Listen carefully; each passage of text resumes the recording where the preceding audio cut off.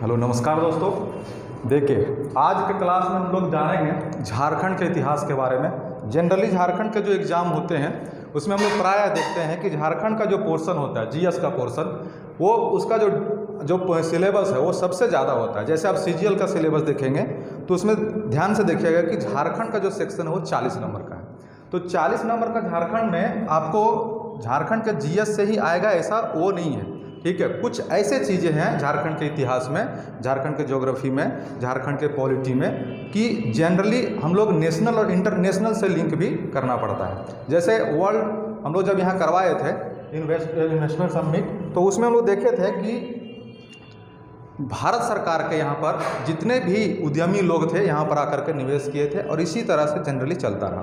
तो आज हम लोग झारखंड के जनरली एक सामान्य परिचय को देखेंगे कि झारखंड को जनरली पढ़ा कैसे जाता है, ठीक है। तो सबसे पहले झारखंड का मैप बना के देख लेते हैं। झारखंड, अब यहाँ पर क्या करेंगे कि अब देखिए इसका ये पोर्शन जो है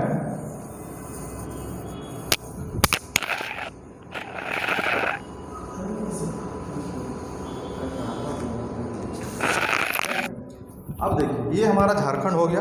इसका 2-3 पोर्शन जो बहुत आसान होता है लोगों के लिए, लेकिन हम लोग क्या करते हैं इसको बहुत हार्ड सोच लेते हैं, ठीक है। झारखंड का जीएस का एक सबसे बेहतरीन बात यह है कि हमारा लोकल है, हम यहाँ के लोकल हैं, तो समझने में बहुत ज़्यादा आसानी होता है, ठीक है। तो इसमें हम लोग एक छोटा सा पोर्शन देख लेते हैं। झारखंड को सबसे पहले देखिए कि इसको पढ़ने का क्या होना चाहिए, एक सही रणनीति। तो हम लोग बात कर रहे थे झारखंड जीएस का।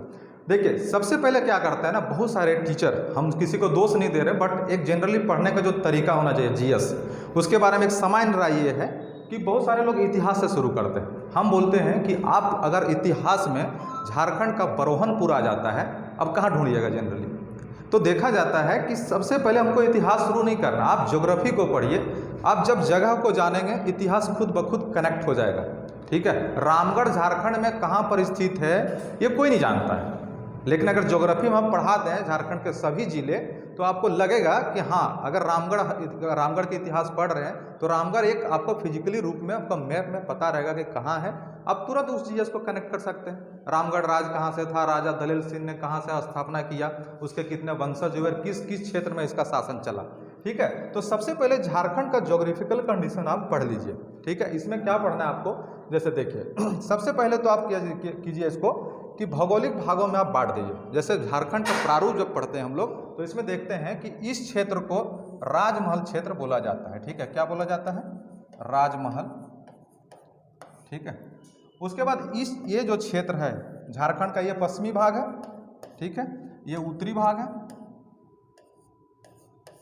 ये दक्षिणी भाग है और ये पूर्वी है। देखिए इसका अगर हम लोग राजनीतिकरण अगर पढ़ेंगे तो सबसे पहले जानेंगे कि झारखंड का चौहद्दी क्या है। झारखंड जो है एक बीच में है, इसके सारे जो आपका जो जिला है, जो सीमा बनता है, वो किस किस राज्यों से टच होता है। जनरली ये देखा जाता है कि पूर्व में आपका बंगाल है, उत्तर में बिहार है, पश्चिम में आपका छत्तीसगढ़ और दक्षिण में आपका उड़ीसा है। लेकिन झारखंड का एक जिला जो 3 राज्यों से कनेक्ट होता है वो है गढ़वा।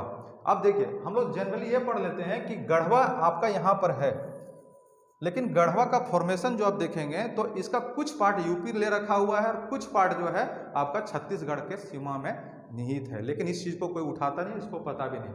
आप एक किताब अगर पढ़ेंगे इनसाइक्लोपीडिया ऑफ झारखंड, वो एक शोध पत्र है, उसमें आपको मिलेगा कि झारखंड का जो जमीन का बंटवारा हुआ था, चाहे वो सरायकेला खरसावां के, जिसको हम लोग बोलते हैं दूसरा जालियांवाला बाग हत्याकांड, आप लोग सुनोगे 1 जनवरी 1948 में घटना घटित हुई थी।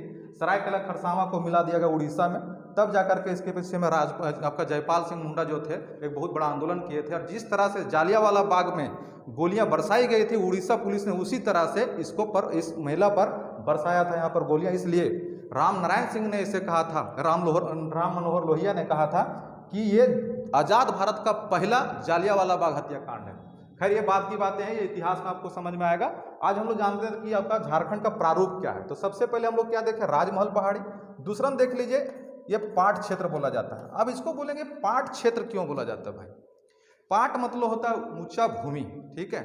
अब इसको जो पाट बोलेंगे तो सबसे ऊंचा है, तो ऊंचा होगा तो इस प्रकार से होगा, नहीं, ये दो प्रकार से है। एक जो है पहाड़ रूप है और इसका एक मोड़ रूप है, ठीक है।